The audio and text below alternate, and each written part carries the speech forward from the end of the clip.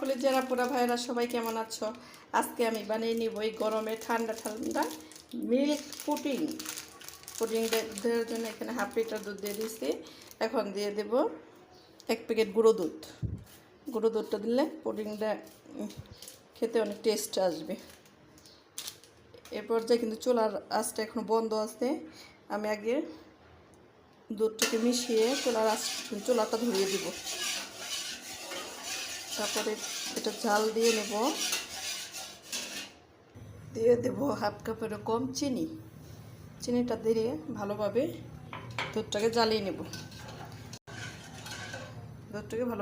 নেব। চিনিটা টেস্ট অনুযায়ী তোমরা যেরকম মিষ্টি খাও ঠিক সেই রকম দিতে পারো।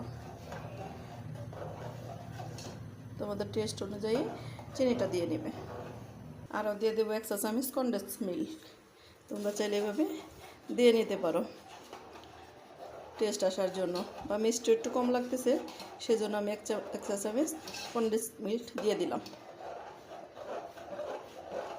দেখো একটা বাটিতে আমি একটু কাঁচা দুধ রেখেছি, এইটার সাথে কর্নফ্লাওয়ার আর হচ্ছে আগার আগা পাউডার মিশিয়ে নিব। দেখো আগার আগা পাউডার দিয়ে দিলাম 1 চা চামচ, আর কর্নফ্লাওয়ার দিয়ে দিব 1 চা চামচ। এটার সাথে মিশিয়ে এই দুধে দিয়ে দেব। দেখো কর্নফ্লাওয়ার আর আগার আগার পাউডারটা দিয়ে দিব যেন দোলা না পেকে যায়। মিক্সড করে দিয়ে দিলাম। এই দুধ দেওয়াতে এটা তাড়াতাড়ি হয়ে যাবে।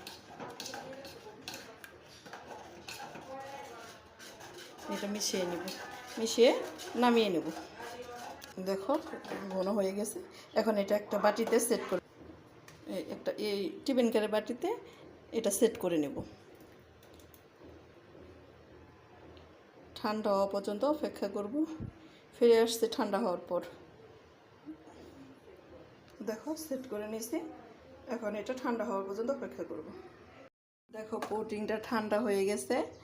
ফ্রিজে রেখেছিলাম আধা ঘন্টার মতো। তোমরা চাইলে এমনিও ঠান্ডা করে কেটে নিতে পারো। আমি দেখব এখন পুডিংটাকে একটা প্লেটে ঢেলে দেখাচ্ছি তোমাদেরকে। দেখো পুডিংটা ঢালা হয়ে গেছে। এখন এটা কেটে নেব। একটা চাকুর সাহায্যে পিস পিস করে কেটে নেব। দেখো পুডিংটা ঢেলে নিছি। বাজ হয়ে গেল আমার মিল্ক পুডিং। আমার রেসিপিটা যদি তোমাদের ভালো লাগে আমার পেজটা ফলো করো প্লিজ। আমার ইউটিউব চ্যানেলটাকে সাবস্ক্রাইব করে দিও। সবাই ভালো থেকো, সুস্থ থেকো। আল্লাহ হাফেজ।